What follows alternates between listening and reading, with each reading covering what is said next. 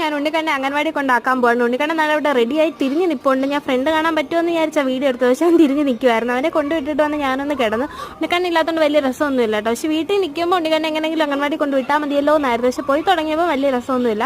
പിന്നെ അവന് പോകാൻ ഭയങ്കര ഇഷ്ടമാണ്. അവൻ കരച്ചിലൊന്നുമില്ല. അവിടെ ചെന്നിരുന്ന പിള്ളേരോട് കളിക്കാനും എടുക്കാനും ഒക്കെ അവന് ഭയങ്കര ഇഷ്ടമാണ്. പിന്നെ പോട്ടെന്ന് ഞാൻ വിചാരിച്ചു.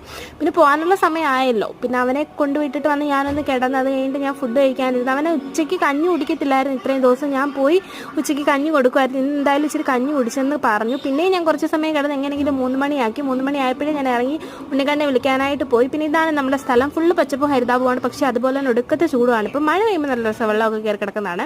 എന്നെ കണ്ടപാടെ ഉണ്ണിക്കണ്ണൻ തൻ്റെ ബാഗ് ഒക്കെ എടുത്തുകൊണ്ട് ഇറങ്ങി വന്നു കേട്ടോ. ഇത്രയും സമയം കാണാതിരുന്നതിൻ്റെ സന്തോഷമായിരിക്കും. പിന്നെ കുറച്ച് സ്ഥലമൊക്കെ ഞാൻ ഉണ്ണിക്കണ്ണനെ എടുത്ത് എനിക്ക് എല്ലാം കൂടെ എടുക്കാൻ പറ്റുന്നില്ലായിരുന്നു. പിന്നെ ഞാൻ ഉണ്ണിക്കണ്ണനെ നടത്തി. ഉണ്ണിക്കണ്ണനെ നടത്താതിരിക്കുന്നതാണ് നല്ലത്. കാരണം ഉണ്ണിക്കണ്ണനെ നടത്തി എന്തെങ്കിലും വീട്ടിലെത്തത്തില്ല. അവൻ പോകുന്ന വഴിക്ക് കാണുന്ന പശുവിനോടും കക്കിയോടും കോഴിയോടും എല്ലാം യാത്ര പറഞ്ഞിട്ടേ വരത്തുള്ളൂ. അപ്പോൾ ഇത്ര കിലോ